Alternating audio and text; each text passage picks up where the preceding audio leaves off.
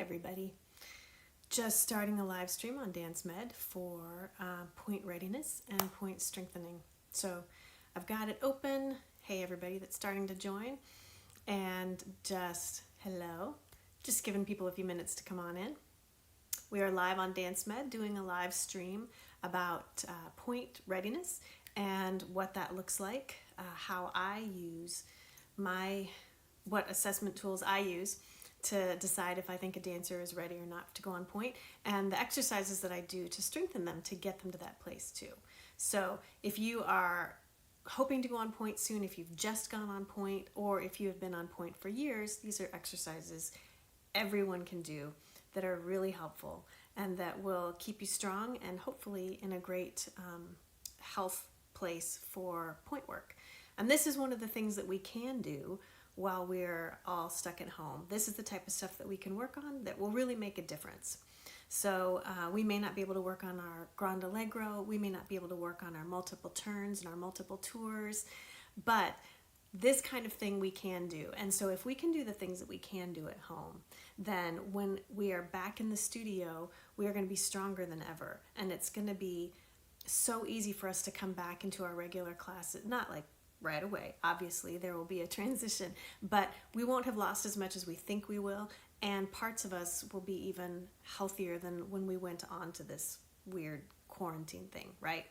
So, hi everybody, glad everybody's joining in, just giving people a chance to join up. Today, what props we are going to use. If you have like a step stool or a stair, if you want to put yourself near the stairs so we can work there, that would be great. Also, if you have a foam roller is also helpful. Totally not necessary for today. You don't have to have anything, but these are the things that would be helpful if you do have them. A lot of these exercises you can do with and without it. Also helpful would be to have a bar, like I just so happen to have, or a chair that you can hold onto the back of for a little bit of balance work. Just to stay a little bit safer. So find yourself a corner that has a stair to it or a step stool.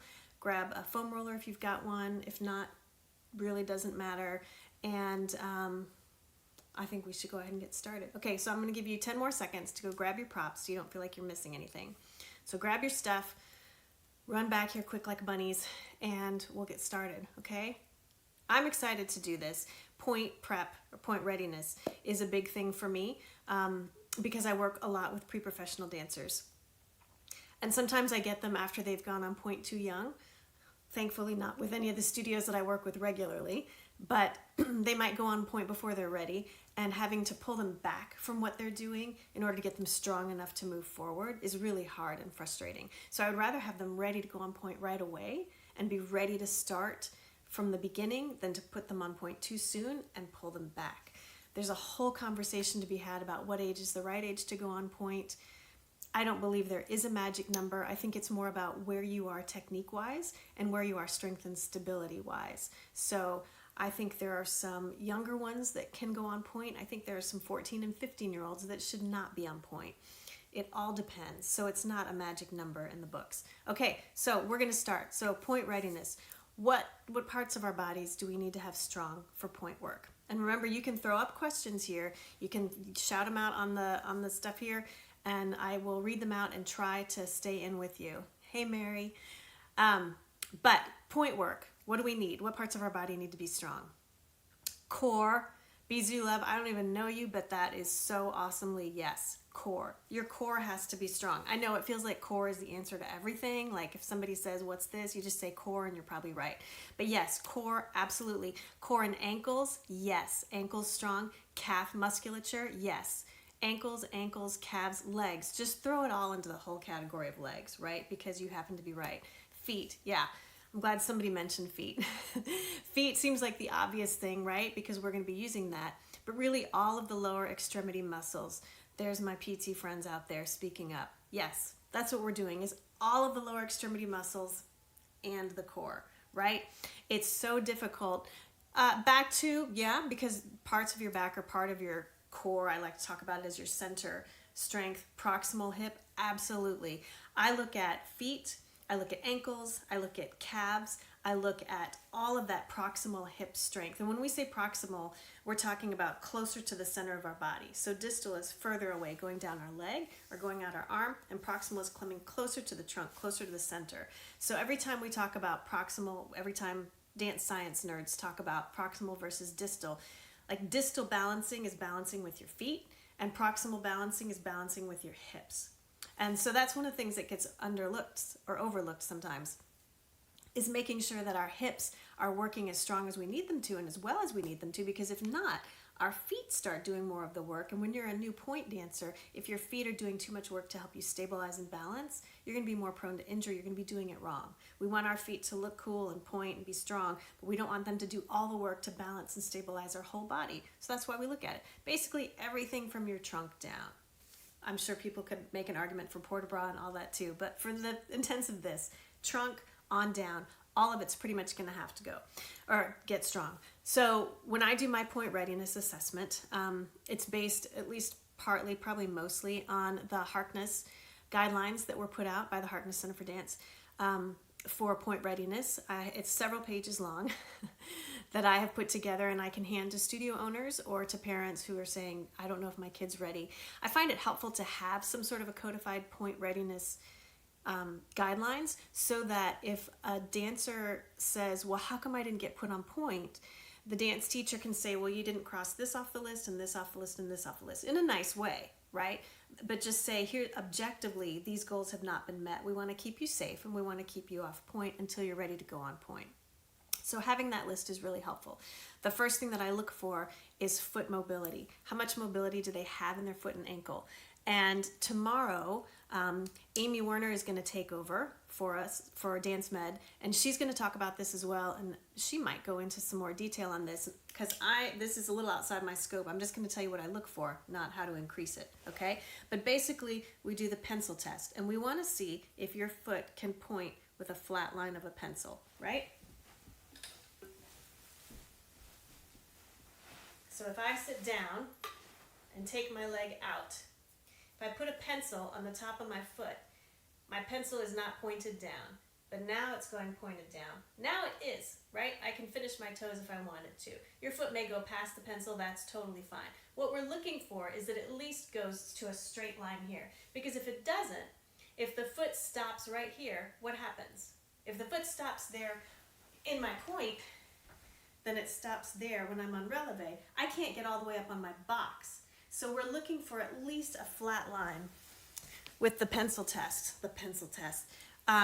just to make sure that they are going to be able to get right up on top of their box.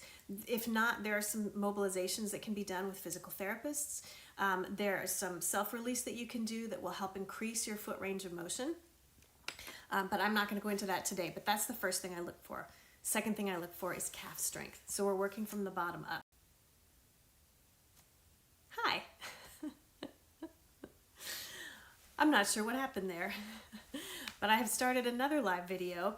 Hopefully I saved that one. So everybody come on back in. I don't know what just happened. I don't know why it got stopped, but join me because I'm not finished talking, obviously. I have a lot to say. So I've tried to save, hello everybody that's coming back. I've tried to save that first piece of it to my story, and then hopefully I will, or to Dance Med's story, and then hopefully I will pass it on to my YouTube channel. I don't know why that just bumped us out. We just overloaded the internet with joy about point work. Okay, so we've talked about our foot and how far we can point our foot, right? The second thing is we're looking at calf strength. When I taught a foot and ankle seminar a couple weeks ago, we looked at heel raises, which are really the gold standard. Now, there are some people who, for a variety of reasons, Achilles issues, tendinopathies, can't be doing those. There's other things that we can do to work on heel strength or calf strength. But this is the gold standard for me, is I look to see if they can do 10 single leg heel raises with good alignment. That's harder than it sounds, right? So I'm looking for, oh my pants up. I'm looking to see if you can stand passe or coupe and press right up and come back down. I'm looking to make sure the hips don't move. I'm looking to make sure that you don't sink into that hip as you press up. I'm looking to make sure the heel doesn't wobble out. And I'm also looking to make sure that I'll go on this leg, the knee doesn't bend to help me come up. When my knee bends, That's me trying to access my quad to help me get up and using that quad. And that means the back of my leg isn't strong enough and doing the work that it should be to help me get up. Are you allowed to use a hand for balance in your assessment? Yes, bless your heart, you can. This is for calf strength. It's not for amazing balance, right? So we're looking for 10 single leg heel raises. Are you going to be tired? Yes. But do I want you to be able to do them correctly? Yes. Holding on to the bar, totally fine, right? This is just going on point. This isn't being promoted. It's a prima ballerina. So 10 heel raises, then balance test. Something else we've talked about before. I want you to be able to do 30 seconds, single leg, eyes open, no touching your foot down, and no wobbling back and forth. So when we're looking at the balance test, it'll look like this. I have a bar. You shouldn't hold on to the bar. We're going to get ourselves into that balance. Don't let your foot touch your leg. So not touching, not completing a circle, arms by your sides. Can you stand here and hold it for 30 seconds? As you stand here, your foot might wobble, your ankle might get tired. Hopefully your proximal balancers will get tired rather than your distal balancers. But can you stand there for 30 seconds? For me and my dancers, I expect them at the pre-professional level to stand here 30 seconds with their eyes closed. To see if they're ready to go on point, it's 30 seconds with their eyes open. Now, if they start wobbling around like this and scooting their foot, that doesn't count. When the foot starts moving, it doesn't count. The foot has to stay there. It's okay if they wobble this way. If their foot touches down, you have to start counting all over again, okay? So I want to see that they can hold that balance. I want to see that they can hold that balance for 30 seconds, eyes open, one leg not touching the other leg. Then I want to see if they can hold that balance for 10 seconds with their eyes closed. So when we close your eyes, on flat, the standing leg balancing, on flat, for sure. Hey, Amy. Making sure that, again, I'm not looking for what can you do that's going to make you a prima ballerina. I'm looking for what are my minimum requirements to go on point. 30 seconds, eyes open, single leg balance without one leg touching the other, and then 10 seconds with your eyes closed. When you close your eyes, you lose vision as one of your balancing tools, and so you have to rely on your proprioception. Point dancers have got to have proprioception, so I'm expecting 10 seconds. Again, when I work with pre-professionals, I expect 30 seconds as we're moving up towards a company.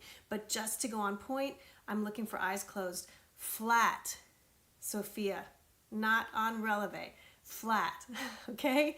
30 seconds flat. That's, for me anyway, that's mine. All right, then I'm gonna look at abdominal control. We wanna have a good, strong core. It's a really difficult thing to assess, but this is a kind of an easy way to assess this. Kiara, I hope I can save this. Sometimes I do and sometimes I don't. So I think I can. I'm going to try really hard to save it and put it up on my YouTube channel and also save it to Dance Med's story, okay? I promise I will do my best, but I don't always get that going super well. Okay, so the other thing we want to look at is abdominal control. In general, can I hold my pelvis while my legs are moving, right? Because as dancers, our center doesn't move as much as our extremities, and we need to be able to balance no matter what our extremities are doing, and we need that strength. So this is a really basic test where we're going to lie on our backs. I'll show it in a second. Take the legs to 90 and then lower your legs. And as you lower your legs, we're going to see how far your legs go before your back starts to arch and come up off of the floor. This is a really difficult test, and I'm looking for 45 degrees. I'm not looking for all the way down to the floor. This is also not appropriate as an exercise, okay? There's way better exercises that we'll cover here in a second to help strengthen your core in a nice neutral position. I'm not looking for you to lower and lift and lower and lift. I'm looking for legs straight up, lowering to 45 degrees. Would these guidelines be different for adult dancers getting ready for point? I don't think so, no. I think adult dancers getting ready for point want to make sure that they are just as strong and just as ready in all of these areas. So I would have to think about that, but right now I would say yes, they still need to tick all of these boxes. Probably some more, because with adult dancers going on point, they may not have the technique behind them. They may have started later. So I would want their technique to be at a certain level too. Okay, so testing for ab strength. Lying on the floor, making sure you can see me. We're going to take the legs up I'm going to try not to hit the bar. And then I'm going to think about my hands going under my lower back and pulling my belly button in to pull my spine towards the ground. Now, how low can I lower my legs before my back starts to go with my legs, right? That's what I want to work on. It's easier to take your legs down, pull your belly button in, and try to lift the legs from there. For me, anyway. But starting here, can I hold that? Try to stay in that nice long line with my abs as my legs go down. I don't need people to hold this a long time, and I don't need them to be like super fancy. I can slowly lower all the way to the ground and look cool at it. I just want to see that they have some sort of abdominal strength for those legs, adding weight to their pelvis, and their core being able to hold that leg weight, all right? And we'll look at exercises to help strengthen that. And then I do a single leg touchdown.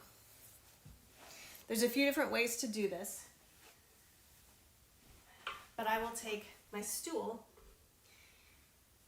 and basically what I'm looking for here is, do they have strength and control on their entire standing leg as they start to load that leg into a plie? Can we keep alignment between our hip, our knee, and our ankle joint? So that's what I'm looking for here. Hey, Carrie. Standing up on the stool, I'm going to take 1 foot forward, and I'm going to see if I can lower down and touch that heel down or get close to it, because I have a terrible plie with my hips staying square. I'm not judging how deep the plie is, although that's going to be part of it if I don't have full range of motion, but I'm judging as I lower down, does my hip go like this, or does my knee go in like that? Can I keep my knee right over my foot using a little bit of turnout from my hip and keep my hips square as I try to lower down? I have them do about 4 of these and see if they get tired. Right? I should have that foot a little more parallel and holding that knee open. If they start to go crooked, that's where I get nervous. I don't mind if their hand is lightly on something, but they shouldn't be gripping it for dear life, because we should be able to do this anyway, yes? As far down as we can get and come back up. Again, looking for control from here, and from my ankle. So I'm looking at that, and then I'm doing the airplane test. Some of you have probably done the airplane test. Nobody likes the airplane test, so don't feel bad, okay?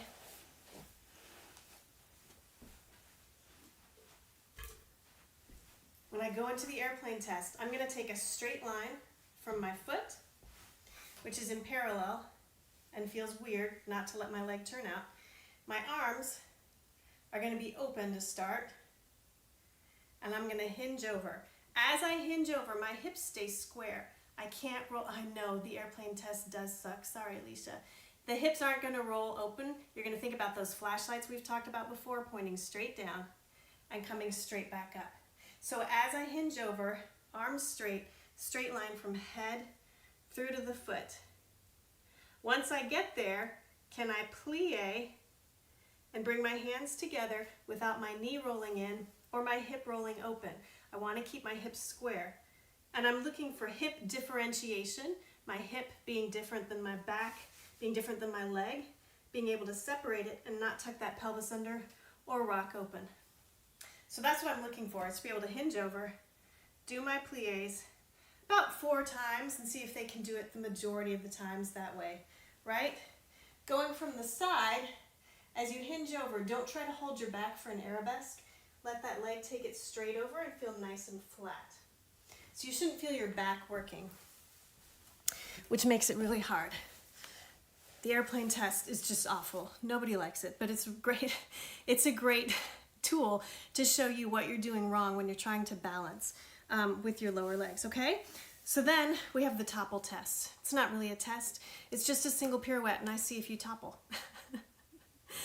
I'm going to have you do a single pirouette, and if you can go up well, do a nice single turn, and land well without falling or stumbling or anything like that, then I know that you have a modicum of control over your standing leg and over your moving through space. I don't expect multiple turns, but I expect a smooth, clean single, and that includes the landing. And then we do the single leg saute test. Yay! I'm glad this is fun. Single leg saute test at the bar.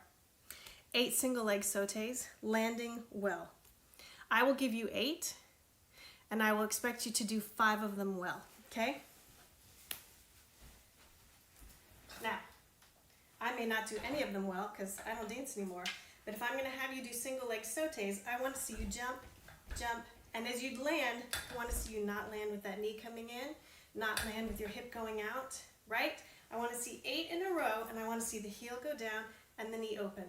Hold on to the bar. Don't push with the bar, right? But you can definitely hold the bar and use it. So I will do 8 of those and see, whoops, what happens. So those are my tests. If you guys did it, how'd you do? Did you fail? Sometimes my professional dancers fail some of these tests, and that's a really good indicator to us that we need to go back and see what issues they've got going on and that we need to strengthen so that we can make sure they don't get injured. This is a great periodic injury checklist to go through. You are okay? Well, that's good. That's good. Also, you have to do both sides, okay? Layla, I hope you did both sides. You do have to do both sides, and we're going to see if they're even, and if they're not, then you'll spend more time on one side than on the other, right? As you're trying to get stronger. Yeah, they were hard, weren't they? And hopefully they're better now because you have done them and because you worked on them, right? Okay, so what are we going to do to strengthen there? Oh, and also, what did we not include in that test? This is not technically on my list of exercise or checklist for point readiness, but because it goes without saying to me, but I feel like I've needed to add it. Yes, I can list all the tests again. I feel like I need to add it because it's not necessarily given anymore. Foot strength. I assume if you're going on point, you have foot strength. And my test for that is, can you point your feet without curling your toes under? And a lot of dancers, the answer is no. So I'm hoping that teachers are teaching them and making sure that their toes don't curl up inside their shoes, but they need the toes long. Yes, pencil test, that was, does your foot go like this, right? Or at least like that, hopefully a little bit longer, okay? But for feet, pencil test is for your feet and ankles, that's true, but I want the strength of those toes. Can you point all the way without curling your toes up underneath you? So what can we work on? Let's go back and go from the bottom up. I keep looking. Hi. Welcome back.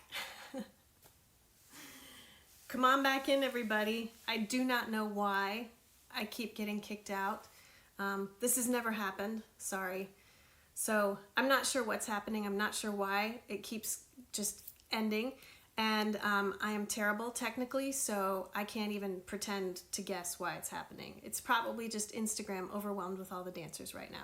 Vanessa, I don't know. If you could figure it out and tell me, that would be great. It just keeps saying live event ended and cutting off. So anyway, we were going over the tests and going back to exercises from the bottom up for that. So starting with the feet, foot strengthening. Thank you, Spencer.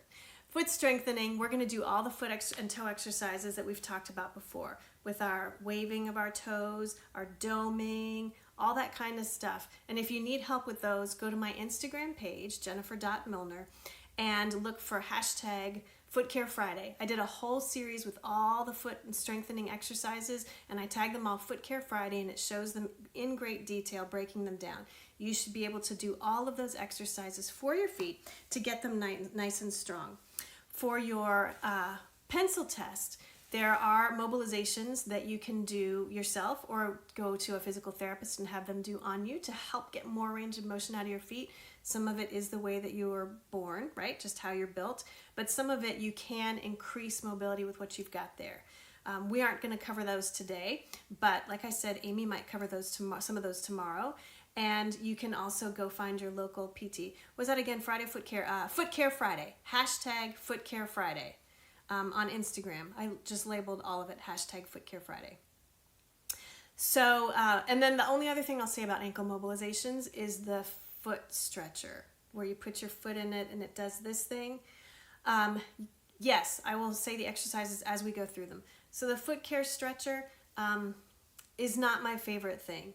Usually what it ends up stretching, let's see if I can get in here, is right here, right? The top of your arch, which is a lot of connective tissue and ligaments, and it doesn't really stretch your metatarsals, which is the part that we hope that we can get a little more room out of. So what it does is end up pulling on your foot and making the front of your ankle more susceptible to injury. So I try to encourage my dancers not to use a foot care stretcher.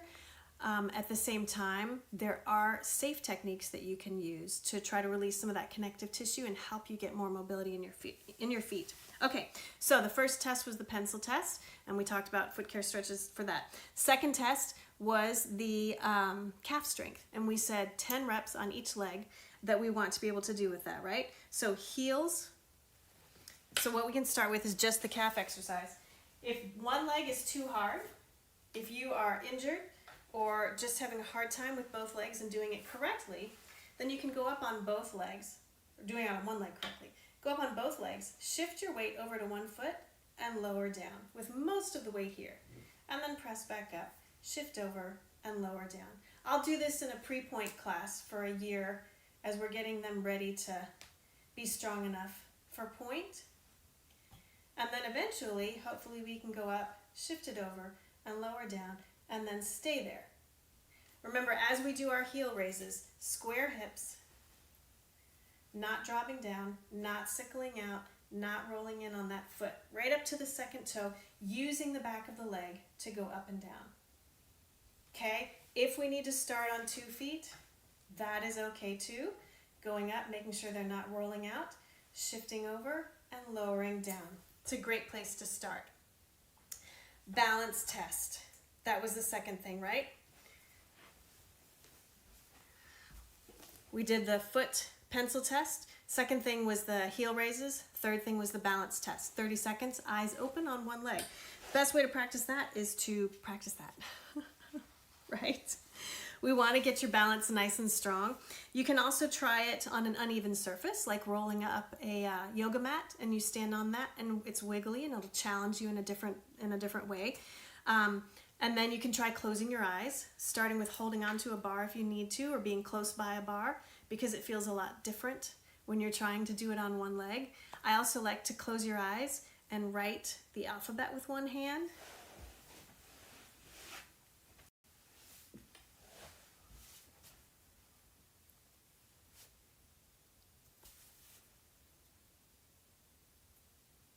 Hi, everybody. Welcome back. I'm sorry. Thank you for the love. Sorry about that. I don't know what's going on. But what we just did was having those legs up in tabletop and touching one foot down at a time. Don't worry about it. I don't know what's going on, but it's fine.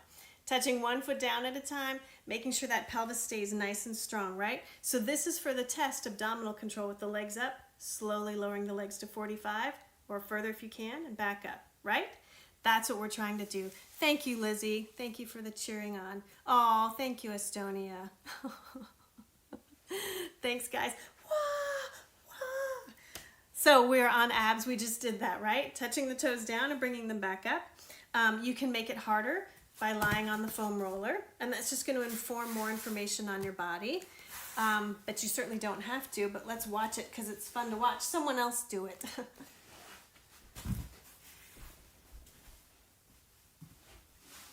Lying on the foam roller,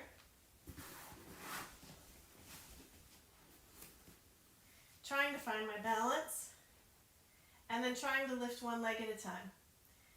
As few muscles as possible here, so I'm not trying to grip or do anything super strong. So I feel like I'm using less muscles here and trying to find a way to stay here nice and calm and quiet.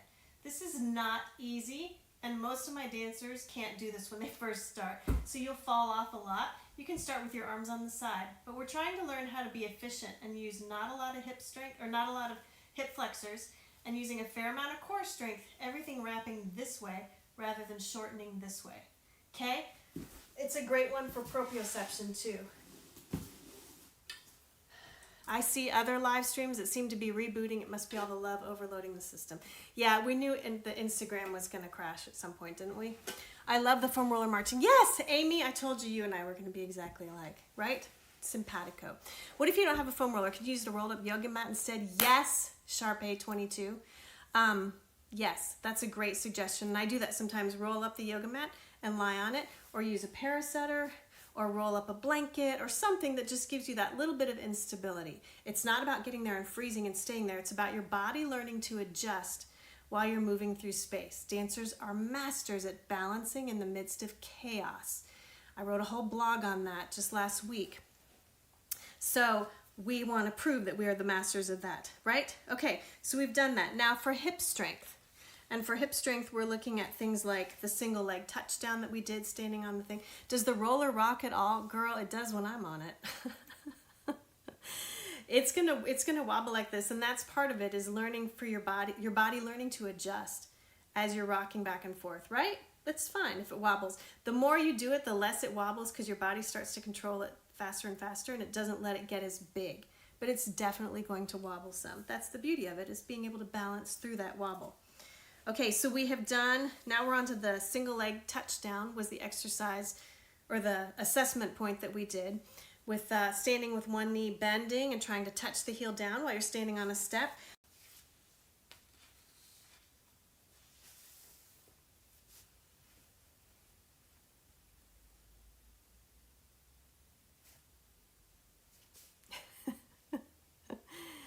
Hi, welcome back.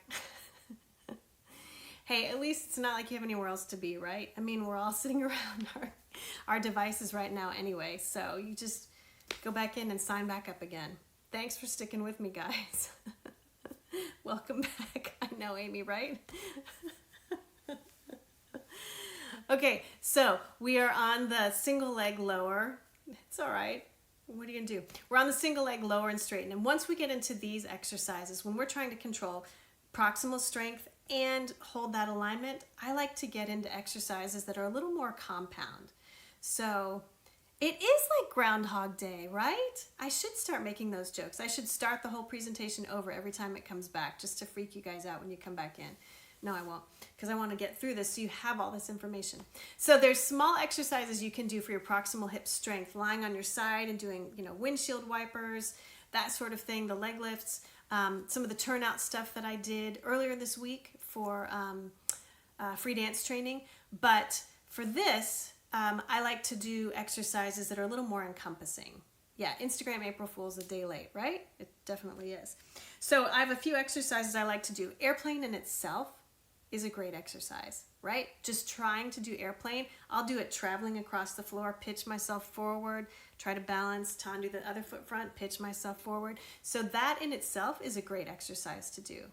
Yeah, that's right. I'm doing this on purpose. I'm kicking you guys out and making you rejoin just to make sure you're staying awake, staying up on your feet, right? So you can do airplane itself, but there are a couple others that I really like to do as well. So here's one of my favorites that I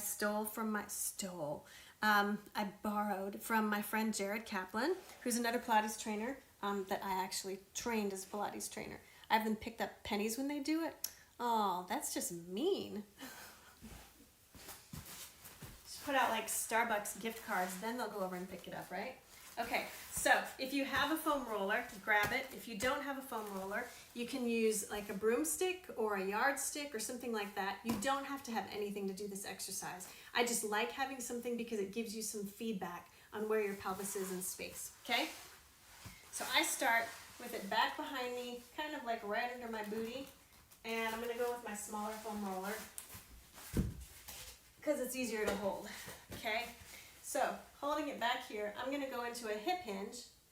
So rather than into a plie, I'm going to have them hinge back, and you'll see my spine is straight. It's not arched, it's not flat backed, it's not tucked under. I'm thinking straight line from my forehead down through my tailbone, and I'm thinking knees over my heels rather than knees over my toes. So I'm hinged nice and long here, okay? So I'm going to turn front, but you know what that looks like back there, right? Make sure your shoulders are open, make sure your back isn't arching, and it's not tucking. We're really sitting down into that hip hinge. And all we're gonna do, you can't really see with that one. All we're gonna do is go side to side.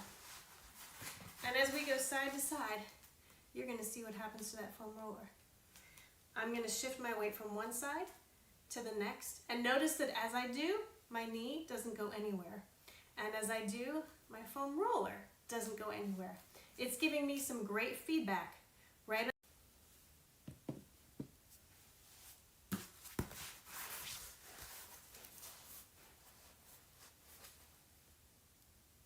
Hi, Lizzie. Hi, Oksana. Hello, Layla. Welcome back. Everybody's coming back. Yay. It's like, you guys remember in Doctor Strange, the movie Doctor Strange with Benedict Cumberbatch? At the very end, he does that time travel thing where he loops the same, 14 seconds over and over again. And every time he goes and finds the bad guy and the bad guy kills him, however horrible way. And then he loops back to the beginning of the time and he goes, so-and-so, I have a proposition, or let's talk, or I have a deal, or something like that. I feel like that. Every time Instagram comes back on, I should be coming forward and going, so-and-so, I have a deal. Let's make a deal. Whatever he said. Does anybody remember the bad guy in Doctor Strange that he fought? Anyway. Okay, here we are. Everybody's back. So, we're sitting, reaching our sits bones long, and we are going to shift from side to side. And as we shift from side to side, you'll feel your booty start to work. Not letting that go up. How could we ever forget Benedict Cumberbatch, right? Now, as we shift to one side here, let's see if we can pick one foot up, just an inch, and stay there. Still reaching into that foam roller. Put the foot down, shift to the other side. And as you pick that foot up, don't let that foam roller lift. Keep that foam roller square. This is hard, especially on my bad knee. And then we're going to shift to the other side again. Keep that spine long. Keep your sits bones reaching down on a long diagonal. And shift to the other side. You are welcome. I like this as an assessment tool too, which is why I stole it from Jared. And you're going to put it back down. Now we're going to make it a little harder. Shift to one side. Dormammu, I've come to bargain. That's right. Thank you, the tallest bookworm. Thank you. That's what I'm going to say next time. Shift over to the side. Pick one leg up. Now we're going to bring that leg forward and touch it down. Bring it to the side and touch it down. Bring it to the back and touch it down. Back to the side and fold it in. We're going to go over to the other side. Pick it up without lifting that hip, without letting that knee fold in. Touch that leg forward. Rond de jambe to the side. Touch it down. Rond de jambe to the back. Touch it down. And back to the side. And touch it down. And put it back down and shift. You do a few of these from side to side. Your butt will feel it. And it will also be a great work on keeping your knees right in alignment with your foot, right? Foot alignment, knee alignment, hip alignment. Doing it in front of a mirror is great, but just having something behind you, whether it's a broomstick or a yardstick or a foam roller, to help you feel those sits bones and feel when you start to lift your hip. I love that exercise. It's a great one for this, okay? Another one that is great is similar to airplane, but slightly different. And we're going to start standing. It's going to be the same intention though. You're going to start standing. You're going to have your foot by your knee, and I'm going to have a straight line through my top of my head.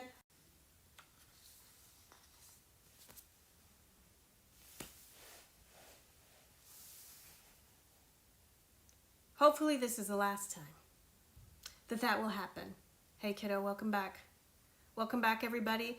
Dormammu, I've come to bargain. I should say it different each time. Dormammu, I've come to bargain. Those of you who don't know who Dormammu is don't find this funny at all. Okay, so we're gonna go back to where we were, standing. I've come to bargain, yes. Thank you, Alicia. So we're gonna be standing, and I want you to have a straight line between the top of your head all the way through your foot, ignoring the fact that your knee is coming out, okay? So the top of your head straight through to your foot. Now I'm gonna hinge over, but I'm gonna bend this knee, and I'm gonna reach out. And as I reach out, I'm gonna let my ribs twist because I wanna get my obliques working a little bit, and I'm gonna reach. So my favorite way to make my dancers do this is with their water bottle. So you're gonna hinge over, bend your knee, pick it up, and then come back up. And then you're going to hinge back over to put it back down. Hinge over, watch where that knee goes. Lengthen all the way over. Make sure your back leg is lifting, not turning out, but lifting instead of staying dropped, right? And then come back up. And then again, back over like you're running. Pick it up and come back up. And back over and put it down and come back up. Over and over again. You'll feel that in your ankle, but mostly you should feel that in your proximal hip and feel your proximal hip getting stronger. So I love working on airplane. It's a straight leg work, right? That hinge over and coming back up with a straight standing leg. This one you go into a plie and again work on all three of those joints. So hinge over to put it down, come back up. Hinge over to put it down, or hinge over to pick it up, come back up. Over and over again, alternating sides. The other twist that you can put on it is to do a hinge over, touch down, and rotate and move your eyes. Obviously, yeah, hamstring is great for airplane is great for hamstring strength with that straight leg. I find sometimes if I work airplane too much though, the dancers start to lock back into their hyperextended knees, and they have to keep their knees straight but not like locked. And when they lock back, they start to hang on the top of that tendon, the hamstring tendon where it originates, and can start to depend on it too much and create a little tendinopathy there. So I have to coach them in those long hamstring lines to make sure they're moving correctly from the belly and not just hanging on that tendon. But yeah, it is great for hamstring strength.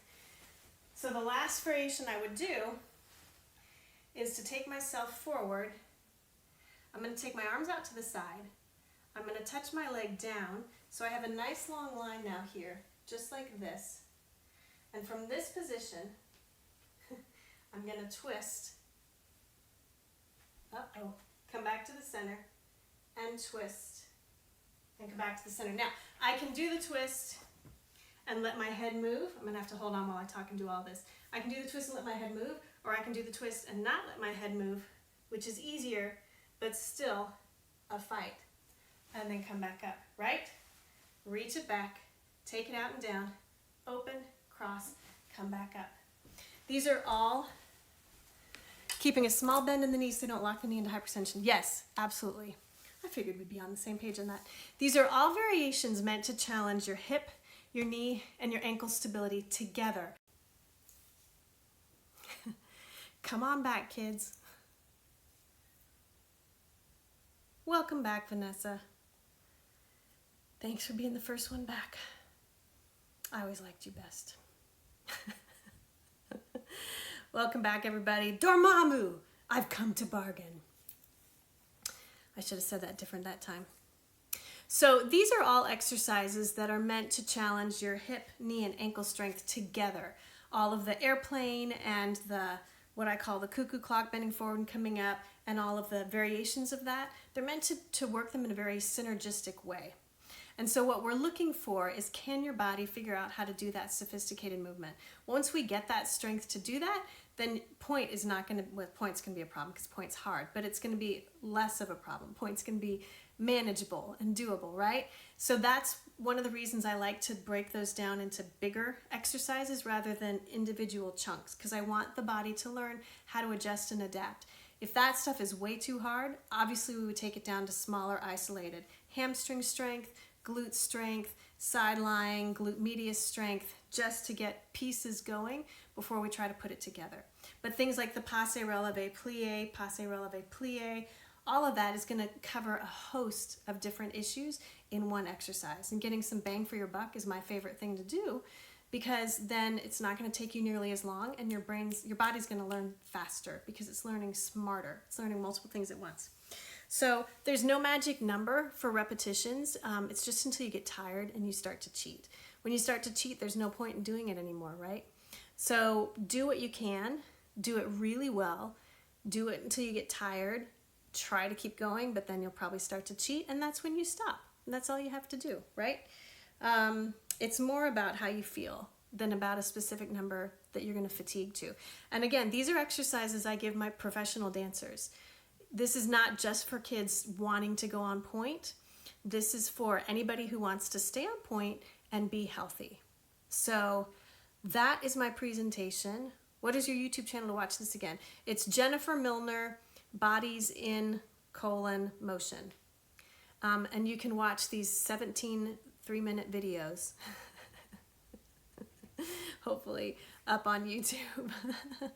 And I have been trying to save them up to Dance Med's story as well, so you're probably going to see a billion of these stories, a billion of these in Dance Med's story for a while too. If you have any questions, feel free to send me a DM on Instagram. It's just jennifer.milner. Or you can go to my website, jennifer-milner, or also Bodies in Motion. They're both mine. And shoot me your questions and we can talk about it. Tomorrow, tune back in for Amy. She's going to be coming in to talk about conditioning for point and staying strong in point. And she's a physical therapist. So she's going to come at it from a little bit different point of view than I am. Point of view. So send me your questions. Thank you so much, Dance Med, for allowing me to do this. And thank you so much, everybody, for tuning in. And I will see you guys next time. Bye.